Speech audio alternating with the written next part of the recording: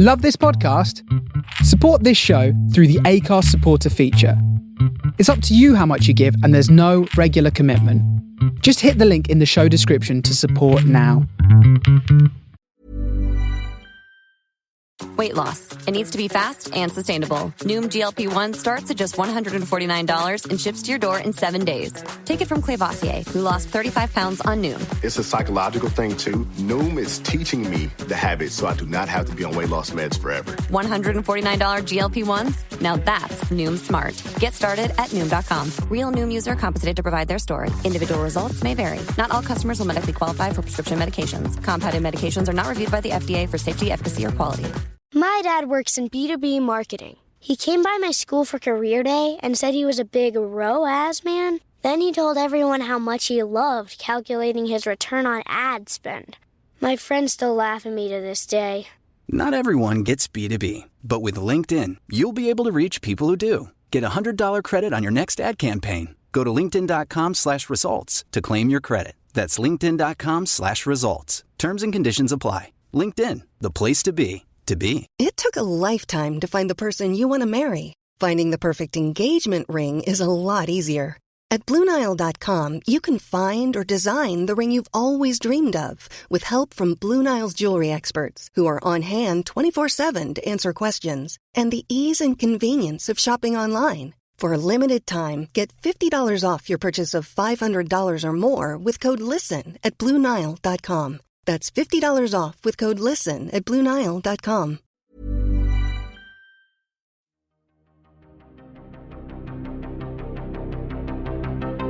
This is Writers on Film, the only podcast dedicated to books on cinema.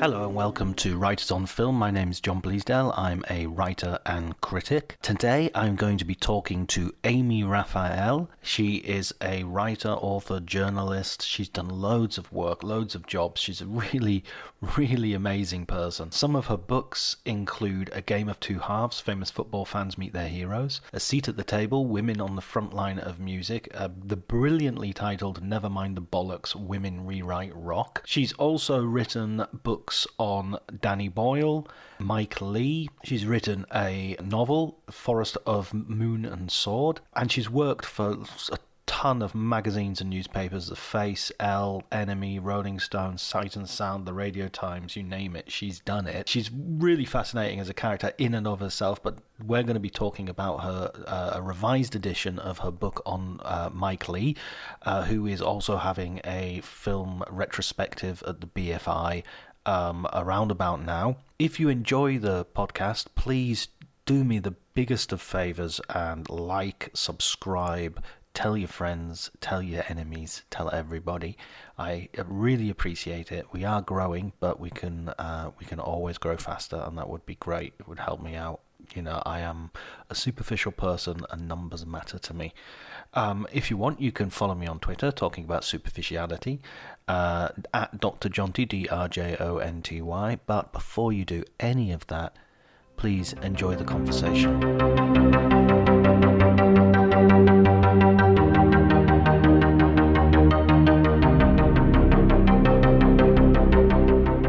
I grew up in London.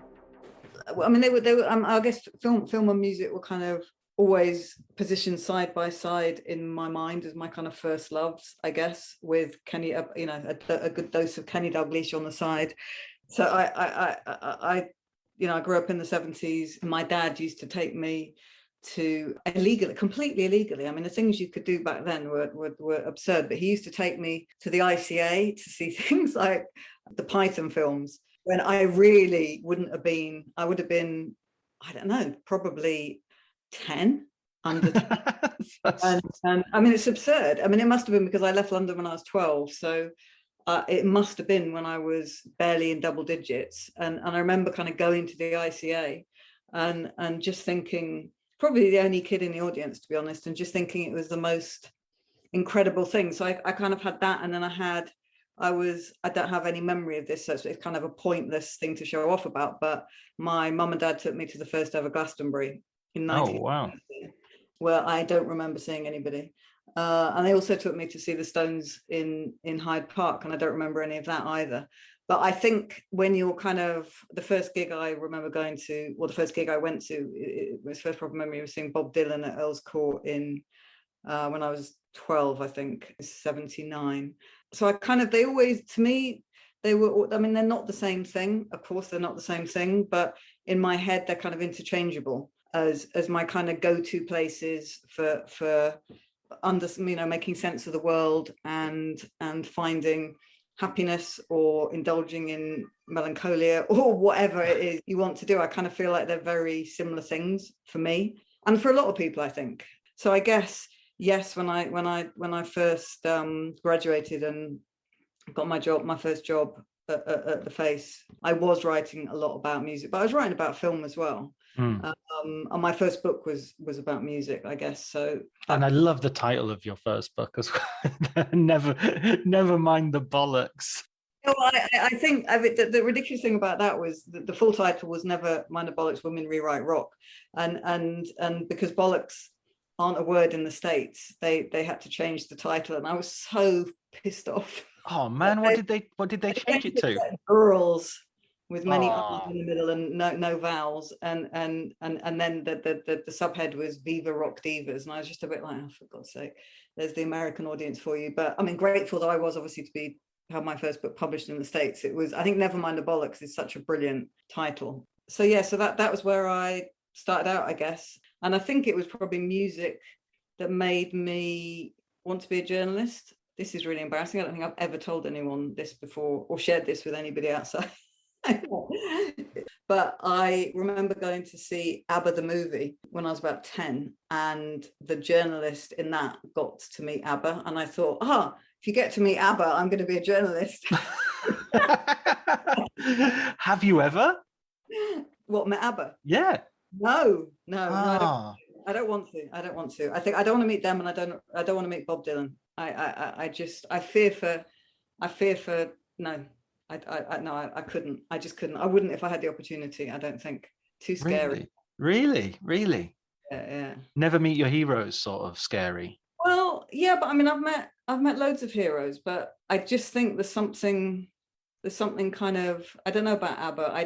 I would have liked to have met them then and not now, not when they're kind of hologram versions of themselves or whatever they are these days. So I kind of, no, I think they kind of belong to my past. They don't belong to a kind of Meryl Streep version of my past. So much as I love Meryl, so I think, yeah. Anyway, that was my outing into music and film and books, I guess.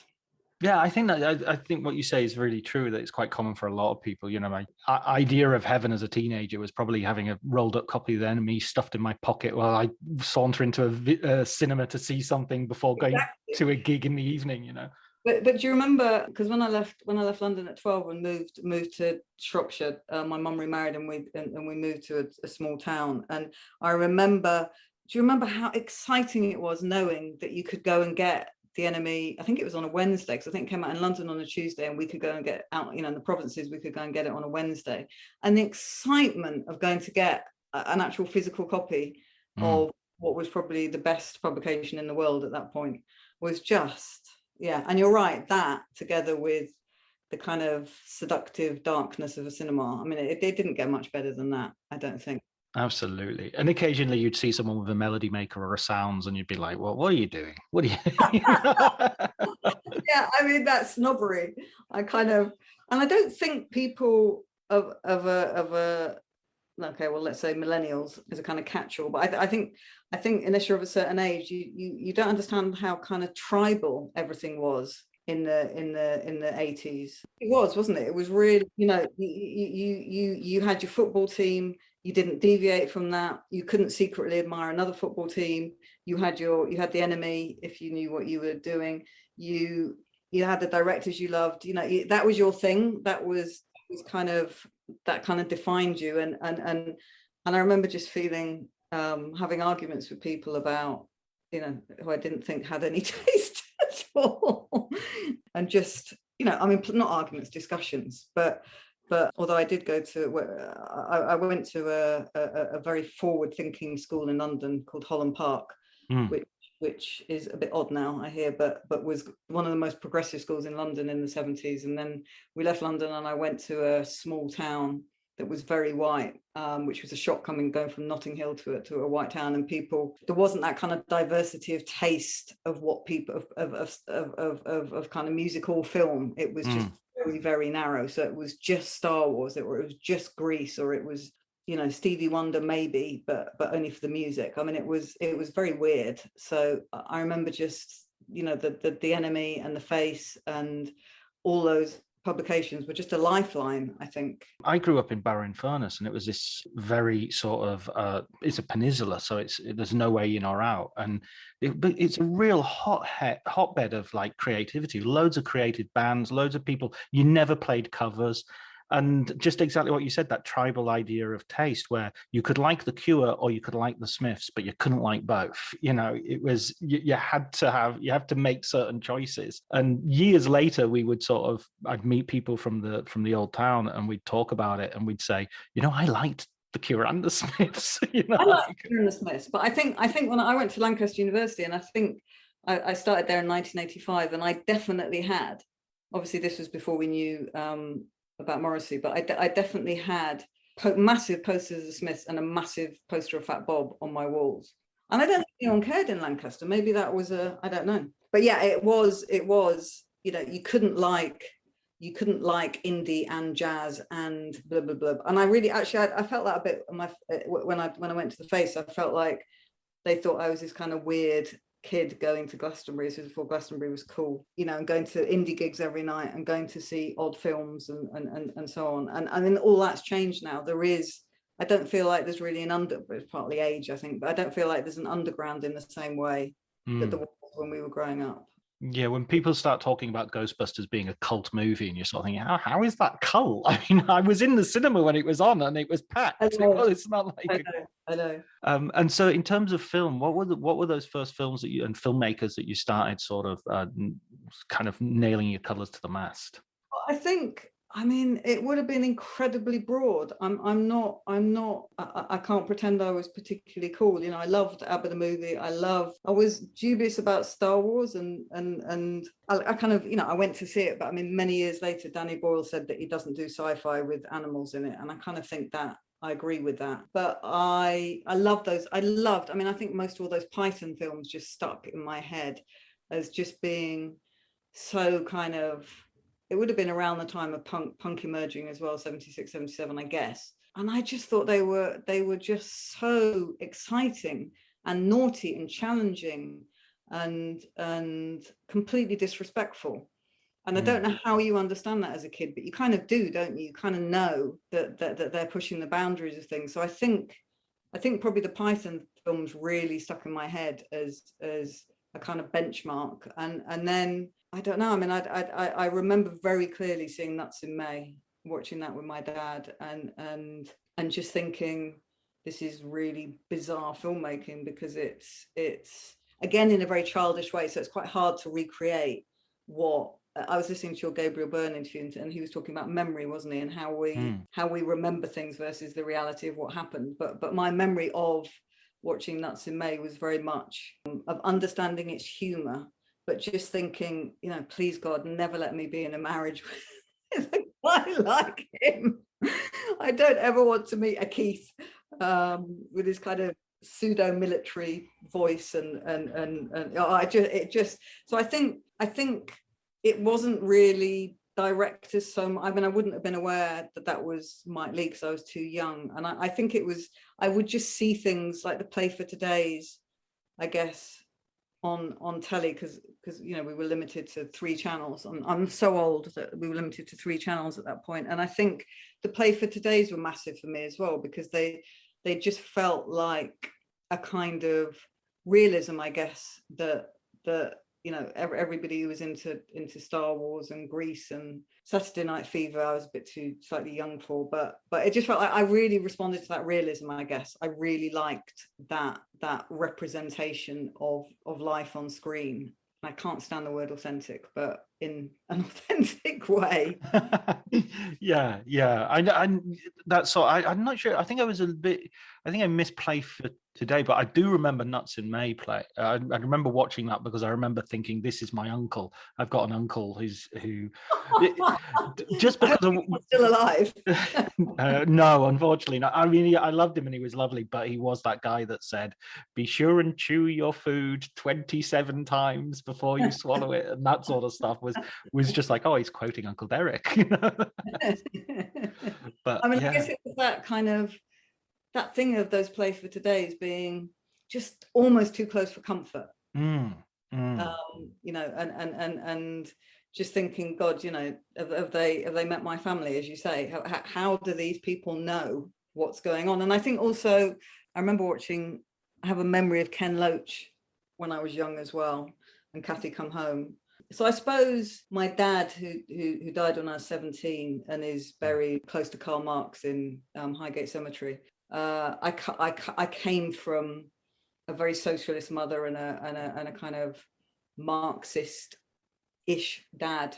So I guess I would have been very aware of politics from a young age. And I remember leafleting for the Labour Party with my dad in the 70s. And I think walking up massive tower blocks and posting individual flyers through people's doors. So I guess I would have been looking for that to be somehow replicated in the stuff I was watching on screen, rather than pure escapism, maybe.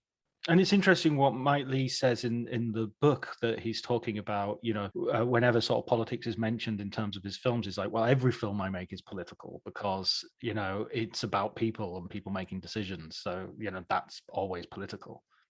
Yeah. And I mean, I think he would say that, you know, although he's a contemporary of Ken Loach, and although for some reason people always confuse them, I don't understand why, but anyway, they look very, very different and they make very different films. But I think Mike Leigh's films have always been political, and I think, you know, obviously more overtly political with a film like Peterloo.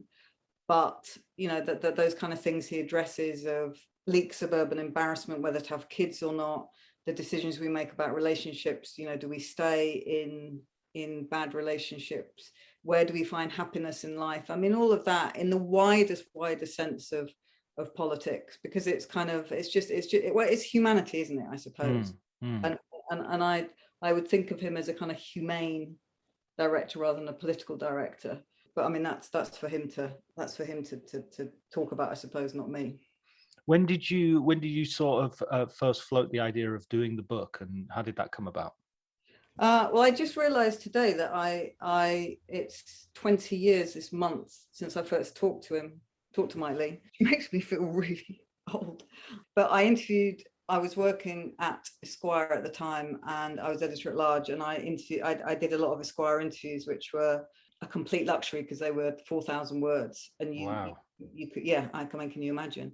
And you could go off and spend, I don't know, you know, 3 days in Barcelona with Bobby Robson, for God's sake. I mean, things that would never, the kind of access you'd never get now. And I'd interviewed Tim Spall in October 2001, and we got on. I'd never met him before, but we got on really, really well. And that sounds ridiculous, but you sometimes just get on with people you interview, you know. Oh, sure. Me and Gabriel Byrne are best friends now. We're best buds.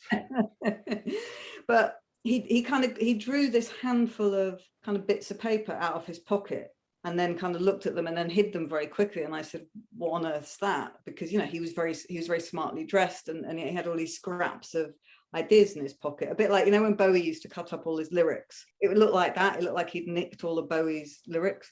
And I asked what it was, and he said, oh, he was doing a film with Mike Leigh, but he couldn't say what it was or what it was about or anything, and it ended up being All or Nothing. And then I had to speak to Mike a week after that, and which is the first time I'd ever talked to him, and asked him about Tim for the interview.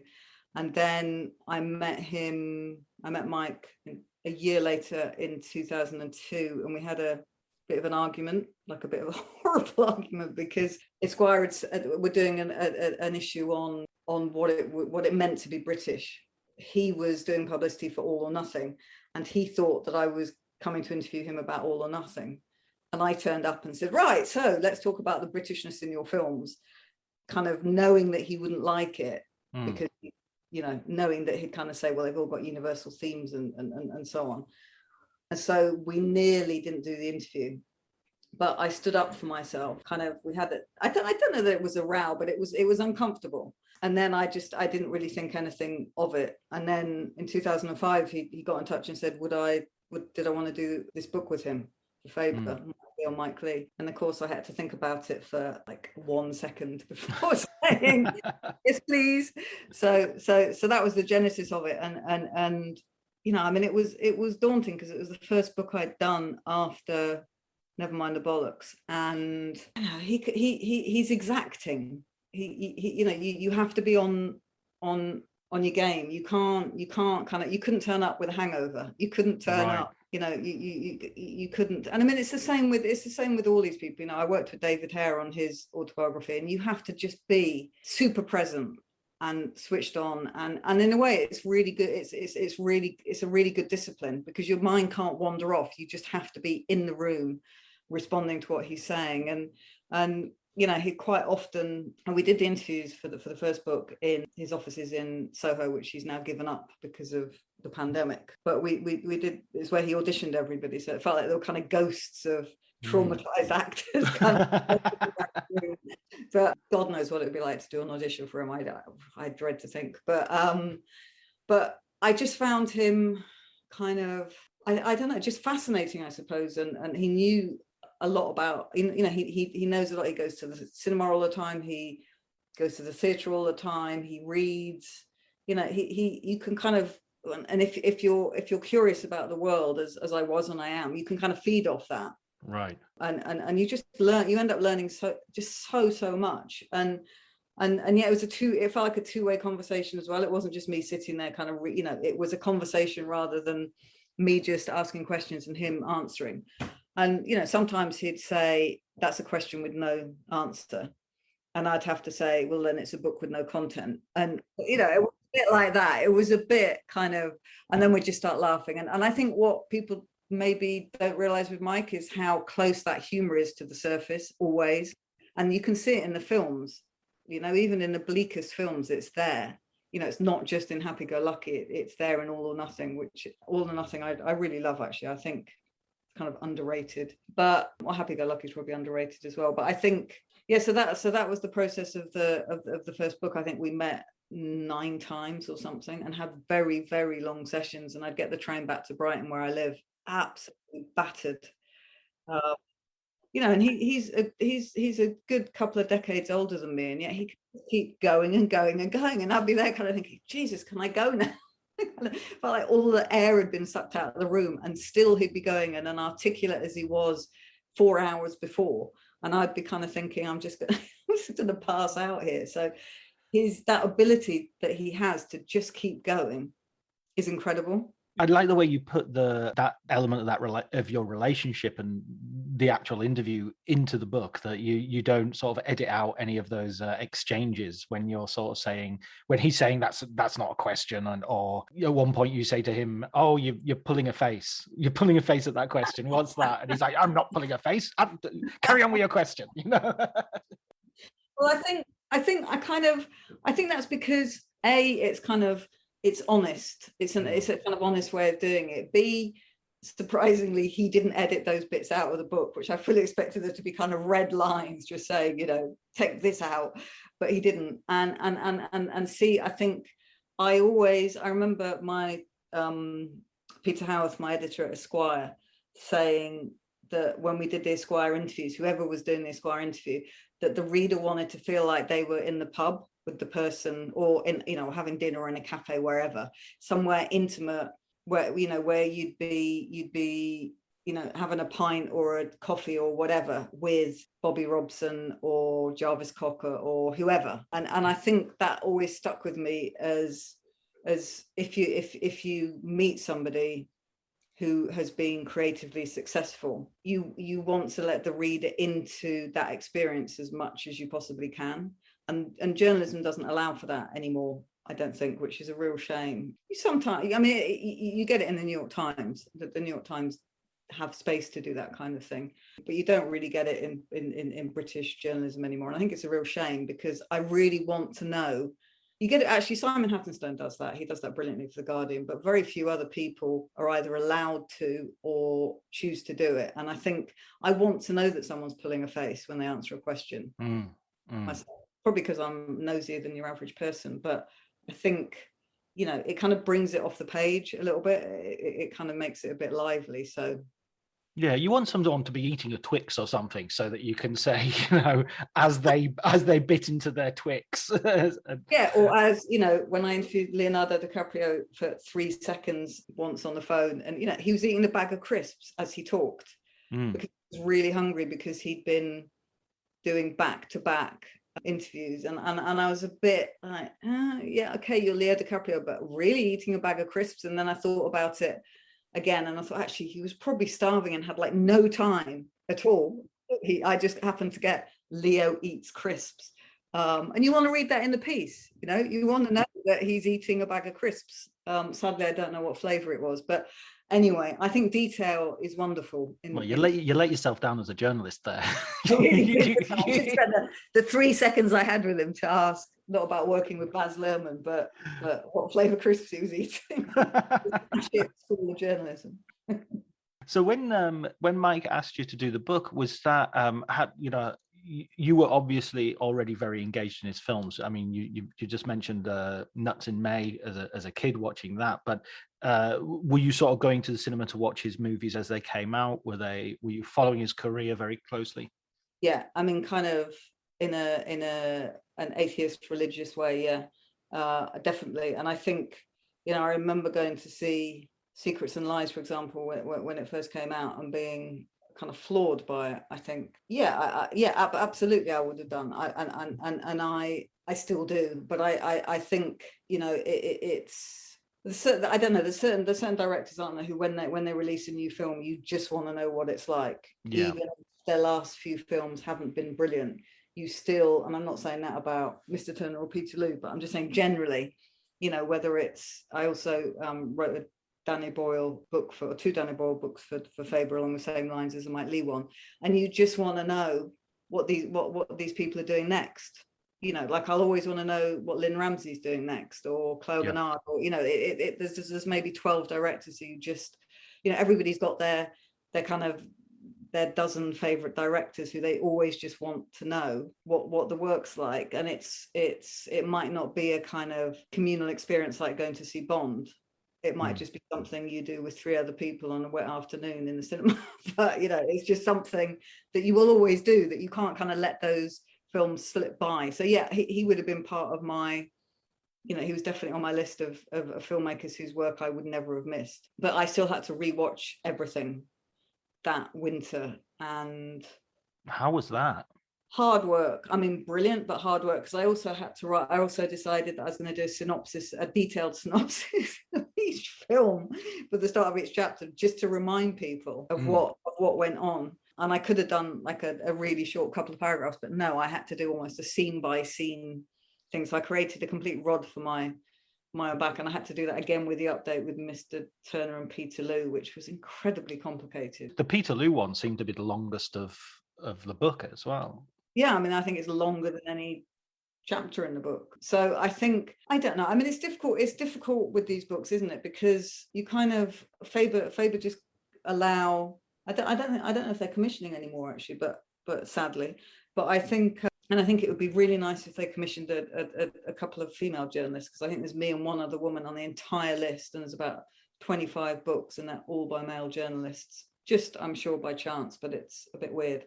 But I think you're pretty much, you know, as long as you're doing film by, well, you don't even have to do film by film. I don't think you could just do whatever format you want to do. And I don't really know. I think the way I've done it with Mike and the ones I did with Danny Boyle, they kind of work because you can dip in and out. So if naked is your thing, then, you know, you can just dip into that and ignore High Hopes or whatever, obviously. So I think, you know, I'm not expecting, especially this one. Have you had an actual physical copy? No, I haven't got the physical copy. No, I read the PDF.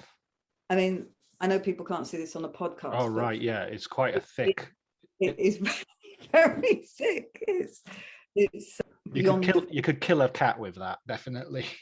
Don't tell my cat that, but yeah, you could kill my cat with that. So I think, you know, they are supposed to be definitive. That is the point of them. You know, you chat to collaborators, which is always brilliant. You know, so you talk to Eddie Marsan about the research he did for Happy Go Lucky. You know, he spent 6 months researching conspiracy theories. 6 months. And I think it is in fact, you know, as great as interesting as it is talking to Mike, I'm talking to his collaborators is fascinating. And I think when they did, this is a Vera Drake spoiler, so turn off now if you haven't watched Vera Drake, which you really ought to, because it is as poignant, more poignant now than when it came out, actually. Oh yeah, absolutely. But they did. I mean, this is just unbelievable that when they did that scene where the police come and arrest Vera Drake for performing illegal abortions in the 1950s in the UK, nobody knew around that table knew that the police were coming. Not Imelda Staunton, not Phil Davis, not Danny Mays. Nobody knew the police were coming. I mean, it's just astonishing filmmaking, and you can see the surprise on their faces. And I think Phil Davis says in the book that they saw all these actors dressed as cops, and they just thought they were going off to do something else. He didn't think it had anything to do with his family. Right. And similarly, in that brilliant barbecue scene in Secrets and Lies, you know, that was a 10-hour improvisation. But talking to Tim Spall about that, you know, it's just really interesting. I think if you or you know, talking to the crew, you know, talking to Susie Davis about rebuilding the 1832 Royal Academy for Mr. Turner, you know, I mean, that is a labor of love. It's and I love Mr. Turner. I think it's a brilliant film. But that scene where Turner's up against Constable and they're, you know, basically being bitchy with each other, you know, you just feel like you were there. It just feels like, and that's really, really hard to do. And it's all, you know, it's all Mike's meticulous planning that allows that to happen. And the research that they do, whether it's, you know, 6 months on conspiracy theorists or whatever it is, it just, you know, you might be watching and thinking many things, but you're not thinking, oh, nobody could be bothered to research their part properly. You know, it always feels kind of real. I mean, that's the strange thing about Mike Leigh for me personally, and this is just my he isn't one of my 12 authors, my dozen directors, sorry, that I would necessarily be sort of running to the cinema to see what he's done next. And yet reading your book, I was going, oh yeah, Naked, that's good. Oh yeah, Hi Ho, that's good. Oh wow, Vera Drake, that's a masterpiece. Oh, Mr. Turner, I saw that in Cannes when it premiered, and I thought it was one of the best films of the festival. It was just amazing. And so I'm going through them, going, well, why isn't he one of those dozen filmmakers? Because he's certainly made, you know, more than a handful of films that I would sort of rate as among the best in British cinema. I mean, I think maybe I don't know what your dozen. I don't know why I decided on a dozen, but that kind of seems to make sense. But I think your dozen, whoever your dozen filmmakers are, I think if you're interested in film, his films kind of, I don't know, they kind of seep into your life somehow. You know, and Johnny and Naked is just part of an ongoing discussion about masculinity and how men define themselves and how men behave with women. Again, particularly a relevant discussion this week. And I think, you know, maybe you would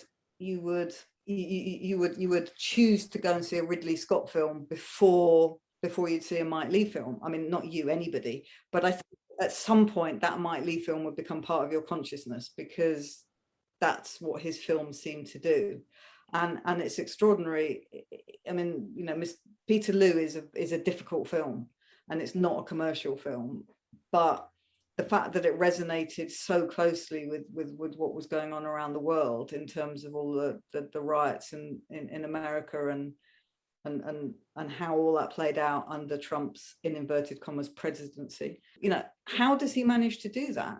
The comments he makes on our difficult times are kind of always prescient and he's not setting out to do that ever. I think he's utterly pleasing himself. He's not thinking, oh, abortion is going to become a big issue again in 10 years time. I mean, of course he's not thinking like that. He's far too selfish to be thinking like that. He's just thinking about what pleases him. So I don't know. I mean, I don't know why I'm trying to work out why you don't rush to the cinema to see his film. But again, you're failing in your job as a journalist. I think it's there's no kind of urgency, let's say, in the way that because he's not hyped up, obviously, in the way that June or all of those those blockbuster films are, but also even the kind of must-see smaller indie films. He's a completely standalone director, is I suppose what I'm very very boringly coming around to, and therefore you can see his films whenever and they'll be relevant. I mean, you can watch Nuts in May now, and of course it's dated in terms of fashion and the film stock and so on, but it's it could be remade next week with pretty much similar dialogue and it would be still as funny. That humor, our essentially quintessentially British humor hasn't changed since I was 9, which is Explaining football to the friend who's just there for the nachos? Hard. Tailgating from home like a pro with snacks and drinks everyone will love? An easy win. And with Instacart helping deliver the snack time MVPs to your door, you're ready for the game in as fast as 30 minutes. So you never miss a play or lose your seat on the couch or have to go head to head for the last chicken wing. Shop Game Day Faves on Instacart and enjoy $0 delivery fees on your first 3 grocery orders. Offer valid for a limited time. Other fees and terms apply. This episode is brought to you by Progressive Insurance. Do you ever think about switching insurance companies to see if you could save some cash? Progressive makes it easy to see if you could save when you bundle your home and auto policies. Try it at Progressive.com. Progressive Casualty Insurance Company and Affiliates. Potential savings will vary. Not available in all states. Decades ago. So I think there's a kind of there's a quality to his films that last, that have longevity that is quite unusual, probably.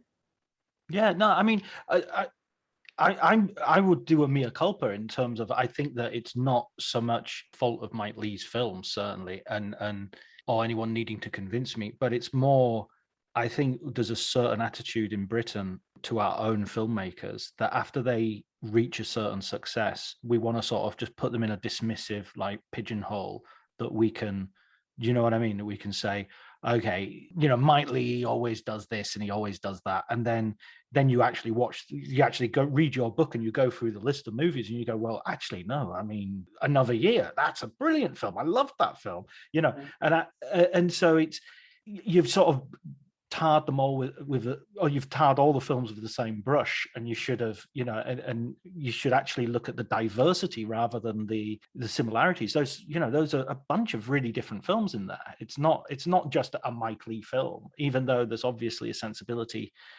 behind all those films, and there's certainly a methodology. Yeah, I mean, absolutely. And I think he makes every film in his same kind of quasi mysterious way, and they work. That some are more commercial than others, but I think he doesn't have like Danny Boyle might talk about, or I pushed him on his kind of the fact that most Danny Boyle films kind of start have the first act is generally enthralling, the second act is pretty good, and the third acts then kind of drift away like he's lost interest. That is quite often. I don't know if do you agree? Am I?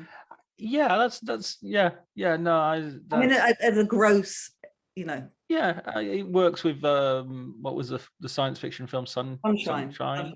Yeah, Trainspotting definitely arrives with a bang and then sort of becomes a bit episodic towards the end.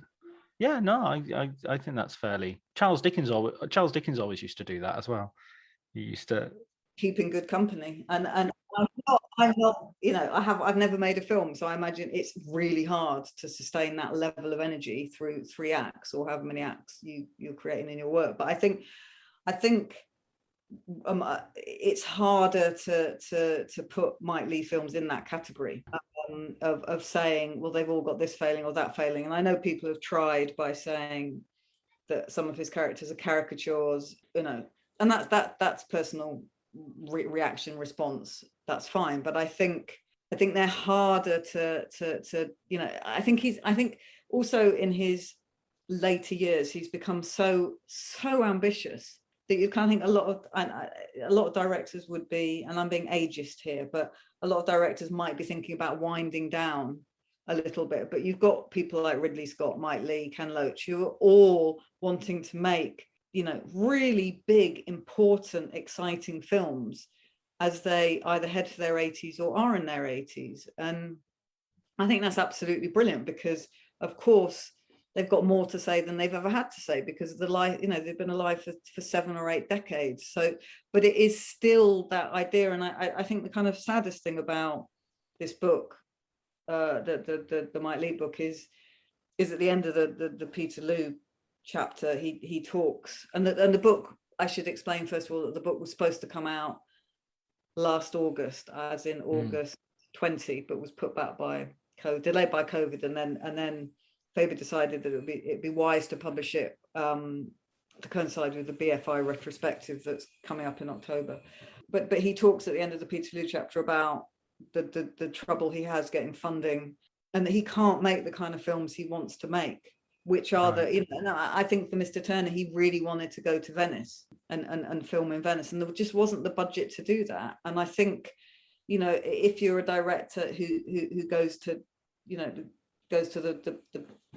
the people who have the money and say, I want to make a film, but I'm not going to tell you what it's about because I don't know. There's going to be an element of skepticism there, obviously. But I think also it's a real shame, because part of me would love to see him not with his back against the wall, making films for small, relatively small, ambitious films for relatively small budgets. But I just think it would be amazing to give him a great big wad of money and see what he does with it. And okay, he's not gonna. I mean, probably the closest he's got to an action movie is the scene at the end of Peterloo. But I think it's and there could be an argument, I suppose, should that kind of old guard, in inverted commas, be giving way to young, diverse filmmakers? And yes, of course, there should be, youth is always, young people are always making really exciting work. But I think also, they're learning from the previous generations. And I think, I don't know. I mean, I don't even know where I'm going with this discussion, but I suppose I just think it's very sad that the funding isn't on the table for him to kind of have a last hurrah with being able to make a film that was shot in Europe as well as in a semi-detached house on an estate in England, with people drinking endless cups of tea and hiding their secrets very well. Yeah, I mean, it does seem like there's this broadening of perspective, and you, unfortunately, you require a budget for that, and it's not, it does seem really unfair that that's not forthcoming. And I mean, there is a general sense in the latter part of the book that there's a sort of he feels very bitterly a sort of lack of recognition from things like BAFTA specifically. I mean, sort of like the Oscar nominations, it's like, yeah, we're never going to win, but that's always very nice. But then BAFTA don't recognize Mr. Turner, and it feels like a poke in the eye. I mean, I can't really talk about that. Honestly, that kind of thing's for him to talk about, not for me. But I do think. Do you think he's been? Let me rephrase it then in a way that's a bit is a bit more appropriate to you answering it. Do you think he's got his fair due from the various bodies and even the critical community? I think to a degree, yeah. I mean, I think he's widely seen as one of the best filmmakers and has been for a long time. And I think he might not have chosen to be defined to the extent he is by Abigail's Party. But I think also he recognizes you know, he record. I mean, the Abigail's Party is just bizarre. I think that the way it kind of each successive generation of film fans seems to discover it again and again. But I think, you know, people also are discovering Meantime and you know, Gary Oldman and Tim Roth are fantastic in Meantime. And yet again, I'll say the same thing. You know, you've got disillusioned, unemployed youth in Thatcher's Britain that could be in Boris Johnson's Britain now. And I think in that sense, his films are ageless and timeless, remain ageless and timeless. So I think I would say, I mean, how much do you want to be recognized? How important are awards? I don't know. I'm not about to win a BAFTA. I don't know. I mean, I also think awards are only important if you don't win them. And I don't know. I genuinely don't know how important any of that stuff is to him, apart from when he's asked. I know that he's asked about it a lot, and when he responds, that then becomes kind of headline news. It's not something I've talked to about. I mean, it's touched on in the book, and he's obviously pissed off at the end of Peterloo. And I didn't actually want that stuff to be in the book because I thought it was too negative, but that's the way he feels, and I respect that. But I think, I don't know, I mean, who is Ridley Scott? I keep on talking about Ridley Scott because I was listening to your Ian Nathan podcast. I started thinking about all Ridley Scott films. You know, are any of these guys lauded as much as they should be? I don't know. I think they all seem to have a fair amount of respect. You know, there's retrospectives that happen at the BFI. I don't know, but I do think awards are weird, and I think, you know, you can watch but this is me talking personally as a writer and a film fan, not as anything to do with Mike Leigh, but you know, you can watch the Emmys and think, what? You can watch the BAFTAs and think, you know, it's just impossible. And the Oscars are absurd most of the time. Or suddenly they'll remember that they're a room. The Oscars will think, you know, we're a room of old white guys. We really should recognize. Oh yeah, Moonlight. You know, I'm quite cynical about awards. I don't think that the people who hand out the awards are probably diverse enough in every respect, in terms of gender, ethnicity, whatever, across the board, for it to really have the value that it's given, that they're given. But that's just my personal thing. Yeah, I'm with George C. Scott. He called them a meat parade, and he's the only actor who turned down his Oscar because he thought the idea of the Oscar was stupid, rather than for some political or, you know, but, you know, in all the years of the Oscars, very, very few people have turned down one, and he was the only one to say, because it's silly. Yeah, it is silly. You know, it's just silly. And I mean, you can see it's silly because of all the, you know, what do you see in the papers the next day or online the next day? People's dresses and suits. Yeah. What the fuck has that got to do with film? Yes, exactly. Yeah. I mean, talking about in terms of the other sort of an idea that gets lost a bit when we talk about diversity as well is the idea of class. And Mike Leigh seems to be someone who is a director who looks at the entire sort of social spectrum, rather than sort of concentrating on the middle class, or even necessarily concentrating on the working class. He you know, his films span the whole social spectrum. You know, that's something that I when I started watching him, I sort of felt that was very recognizably British, that sort of notion of class.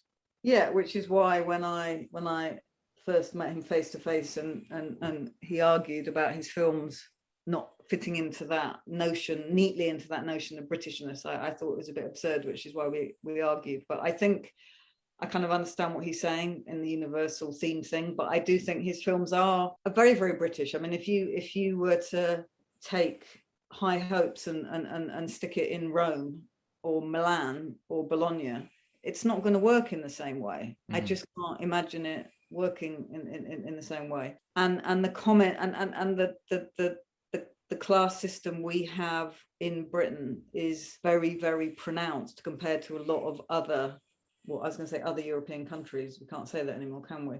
2 countries in Europe. So I think he is. I don't know. I think for me, when I'm talking about diversity, I do mean class as well. Sure. But you're right, it's not often mentioned, or it's not mentioned enough. And I think the things that he doesn't always get the class thing completely right, because I don't think you can get it all completely right, but I don't think he's being voyeuristic. And I think the thing that he also does brilliantly is women in film, and always has done, and has kind of done it right from Bleak Moments, his first feature film, through to Secrets and Lies, and the dynamic between the women in Secrets and Lies, to Vera Drake, to Poppy and Happy Go Lucky. You know, he just does women brilliantly on screen, and that is quite a big compliment for a guy, that, you know, a male filmmaker. I think, I know that people have had historically problems with Naked, and I'm sure there'll be rumblings when it's shown at the retrospective next month, or in October. But I think he's always I mean, in Naked particularly, I guess he's challenging, as I said before, those ideas of masculinity, and I think in other films he's gently challenging women's roles in society, but without bludgeoning people over the head about it. And I think he's not actually celebrated enough for doing that, personally, just because he doesn't kind of run around saying he's a feminist, or wear a t-shirt saying I'm a feminist. You know, he just gets on with it, you know. And I think the very subtle bullying of Keith in Nuts in May to Candice Mawee is, you know, that's a case in point. It's a, you know, he's a really boorish man being mean to his, you know, adoring wife, and that's not just accident, that's design, you know. So I think there needs to be a thesis on Mike Leigh, feminist director. Yes. I'm joking, but, you know, what do you think? Do you agree? Am I on a... Well, it's, yeah, no, I do agree. I was just going to say, actually, Naked, I think, was my first Mike Leigh in the cinema. I went to see it at the 051 in Liverpool, a small independent cinema. And I remember the arguments that we had around that film. And it was a film I found very uncomfortable, and yet would defend, but at the same time would listen to arguments from friends who were very, and I think a lot of it, funnily enough, boiled down to the poster, which you bring up in the book as well, that shows a scene which is just before a rape, and yet it's, yeah, which is not necessarily Mike Leigh's decision either. But in terms of a broader, looking at his female characters on a much broader scale throughout his films, yeah, no, absolutely, there's a real empathy there, and there's a real depth. And also, he's someone who's not afraid of portraying women, you know, fucking up and doing bad things, and, you know, it's not an idealistic sort of, you know, it's the director who wears a t-shirt saying I am a feminist, the male director who wears a t-shirt saying I am a feminist, I would imagine would be prey to that kind of fraudulence. Yeah, and I think, you know, it's I think no director is perfect, obviously, and filmmaking is very, very challenging. But I think he's not, you know, Mike Leigh is not afraid to make mistakes, and he's not afraid to look in dark corners. And I think, I don't know, it's a strange one, because I think it would be interesting watching Naked with an audience now, which I haven't done for a very long time, and seeing and kind of feeling that atmosphere, because I think partly because of the horrendous stories that have been in the news recently, partly because, yeah, I've got a 17-year-old daughter, and her generation is very, very vocal and talk a lot about female safety and male use of pornography, you know, the use of pornography and Pornhub and the Reddit, you know, how available all of that stuff is. And I think, and how that affects men's behavior. And I think that would make, I'd almost need to see Naked again in that environment to be able to talk about it, because it just, the conversation shifted so much since it came out. And it was shocking. I remember seeing it in the cinema and just thinking, fuck, what's this? Yeah. And you know, and Thulis is so powerful and so utterly believable that I think, you know, if you'd come out of the cinema and bumped into him, you'd have been absolutely terrified. Almost like it was a horror film in a way. But I think, those stories probably need to be told. And do they need to be told by male directors? I don't know. Again, that's probably changed since Naked first came out. I don't know what people would think about that. But I think personally, my point of view would always be that the thought police are everywhere, and anything that allows you to have a conversation about very difficult issues, any piece of culture that allows you or provokes you to have those difficult conversations is important. Thulis is one of many sort of actors that have sort of come through sort of Mike Leigh's films and reached huge prominence since. And Eddie Marsan, you mentioned Timothy Spall to some extent, although I think he was sort of already quite big in television. And Sally Hawkins, you've got all these actors going out. Gary Oldman, Tim Roth, you already mentioned. That I wonder if that's sort of something that you don't really see much anymore. That there used to be these filmmakers who would be proving grounds for young talent in Britain, and nowadays maybe it's not as, maybe just people find it easier to get off to America straight away anyway. Yeah, I mean, I think it brings us back to class, doesn't it? Because I think Mike gave, without doing it intentionally, he gave a lot of young working class actors their first break. And I don't see that happening anywhere else really, apart from in TV sometimes. So I think in terms specifically of film, I can't off the top of my head think of anyone else who's doing that, who isn't a writer, director, actor, perhaps. I think, probably, 1,000 people will stick up their hands and say you're completely wrong. But I think it was the whole landscape of filmmaking has changed, hasn't it? It is much harder for young working class actors like, Phil Davis and so on to get those breaks. And I think it's an absurd example because he's gone on to be so successful, not particularly in the world of acting, but James Corden was in All or Nothing, which people forget, and I was so he has made some mistakes then, Mike. I'm not going to comment on that, but I think it's would Sally Hawkins have made it if she wasn't given her first job in All or Nothing? Yeah, I'm sure she would have done, because she's a brilliant actor and a fantastic woman. But I think it might have been a lot harder for those actors to come through. She's not a working class actor at all, but I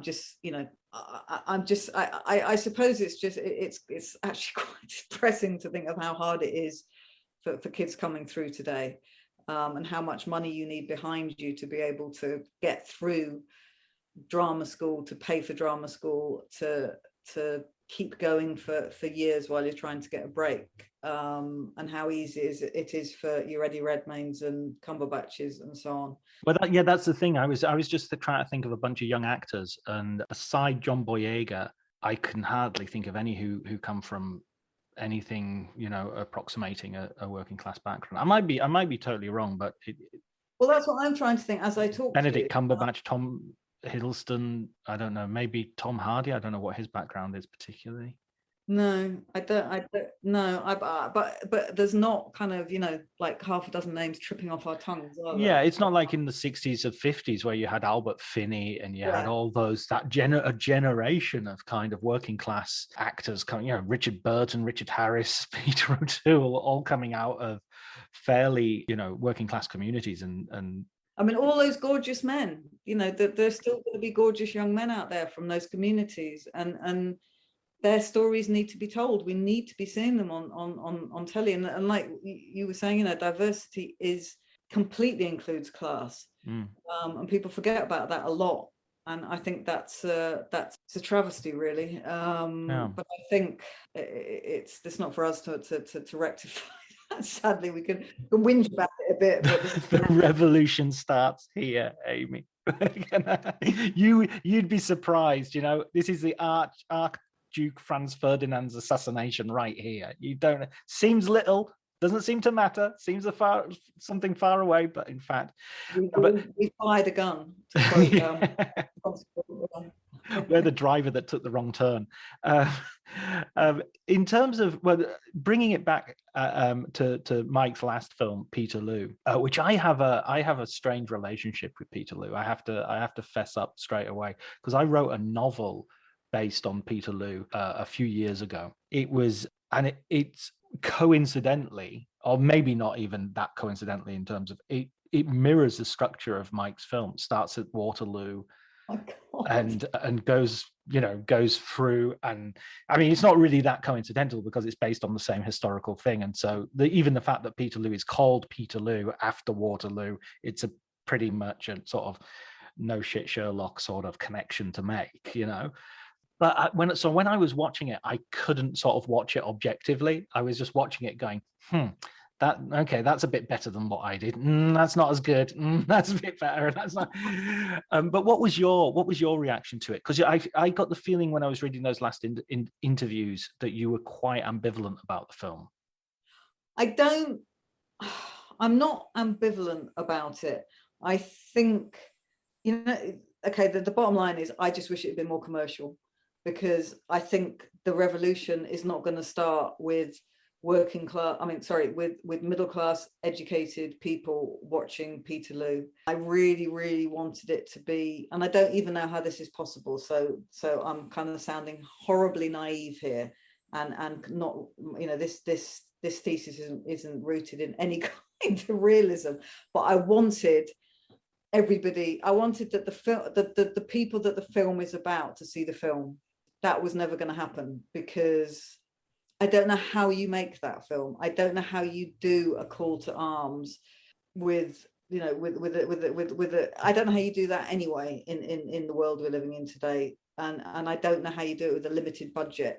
But I think I'm not ambivalent about it. I think it's a really, really interesting film. And I think I might have preferred it if there had been a central character whose journey I could follow, like, say, the Maxine Peake character. I'd have maybe preferred to have seen it from one POV, but that's just my laziness as a cinema goer. I thought all the oratory stuff with Roy Kinnear was just brilliant, and I thought I was on set for when they were doing some of the scenes at the end, and it was brilliant to watch.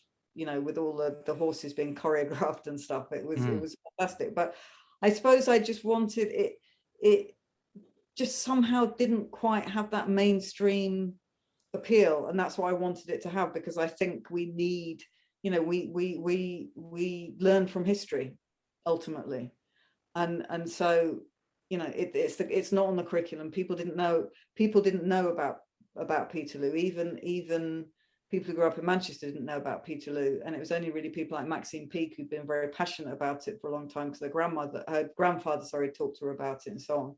But I think if those things aren't on a school curriculum, we need films to kind of force that force that subject into the mainstream, and that was my disappointment with it. I think that there was something about it that maybe because of its length, and people will only go and watch a very long film if it's Bond. It just didn't have that streak of commercialism that I would have liked. But then that's not Mike Leigh's filmmaking, so I'm completely contradicting myself essentially, because that was never the film he was going to make. You wanted Ridley Scott to make it, basically. No comment. No, I mean, I think in a way only Mike could have made Peterloo. Right. But I wanted more bums on seats. I wanted people to be talking about it. I wanted it to be a water cooler conversation. It despite having Amazon's backing, it didn't become that. And my ambivalence, I suppose, is a kind of quiet sigh, or a not so quiet sigh, at the kind of global apathy towards learning from history. I mean, look, for me, it's an absolute, it's an event that I think is kind of key to the development of the Chartists, and then the feminism and the suffragette movement, and even things like The Guardian come out of that. Yeah. And it should be on school curriculums, it should be taught in school. It should be, don't get me started on Michael Gove. It's just a shame that the way we learn about history in this country is fucked up. And it's a film that I've seen it 3 or 4 times, and you get more out of it actually each time you watch it, and it's exciting to watch, even though the ending's going to be awful. And I've also cried every time I've watched it, I have to say. I just can't bear the end. I just find it too impossible to think that those young lads fought for their country and then were abandoned. Yeah. Have you got a recommended film book for us, for our Oh, listeners? yes, I do. It is The Definitive Study of Alfred Hitchcock by Francois Truffaut, which is my go-to film book, has been my go-to film book for years and years and years. And no doubt you can see the influence of this in the Mike Leigh and Danny Boyle books, because it is one of the best Q&A, one of the best conversations between two filmmakers that exists, I think. And I go back to it often. And it's from another world by now. It's from a completely vanished world, but I love it. And I would recommend it if you like film and you haven't read it. I would honestly recommend it, and you can dip in and out of it at will. It's a completely brilliant book. Yeah, thank you so much, Amy. That's a brilliant recommendation, and thank you very much for joining me for the conversation. It's my pleasure. Thank you very much.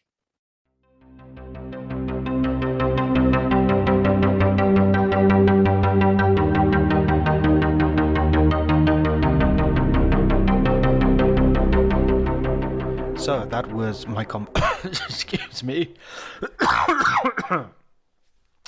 So that was my conversation with Amy Raphael. We had to cut it short a little bit towards the end because she had a phone call from Mike Leigh, fittingly enough, that she had to answer. Her recommended book was Truffaut and Hitchcock, which I'm halfway through actually, and is brilliant. I'll add my voice, unnecessary though that is, to Amy's recommendation. Hopefully you're all getting a nice big pile of books to work your way through. I've certainly read some really good ones. I'm also into City of Nets, which was recommended by Ian Nathan on our Ridley Scott episode. I hope you're enjoying these podcasts. I don't want to sound needy, but retweeting and liking and all that stuff, and commenting and giving me feedback, even feedback of a mildly constructively critical nature, wouldn't be entirely unwelcome. I much prefer just unambiguous praise, but if there is anything that niggles you, or anything that you think, a guest that we should have, or somebody we should talk to, and I keep saying we, and it's just me. Well, it's me and you, basically. Those are the two people who are me, you, and the guests. So 3 at any one time is a threesome, a thruple. Okay, a thruple. Okay, I think that's enough. I think you can tell that's enough by now. Thanks very much to Ellie Atkins for the music, and to Ali Howard for helping out with the artwork. And until the next episode, please take care.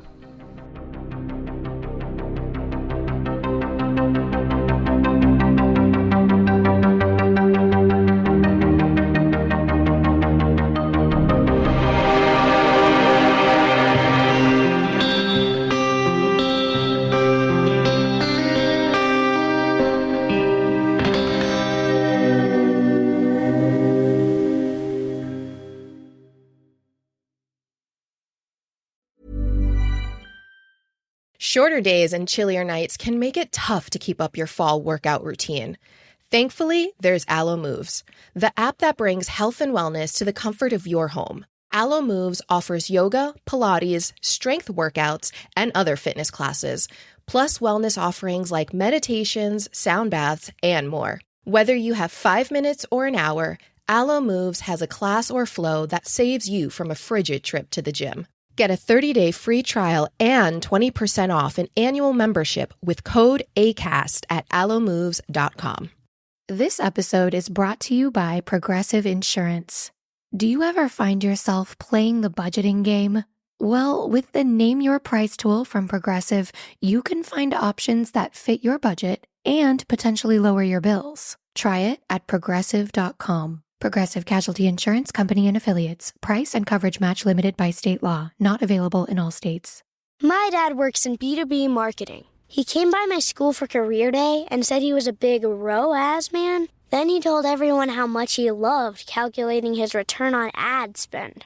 My friends still laugh at me to this day.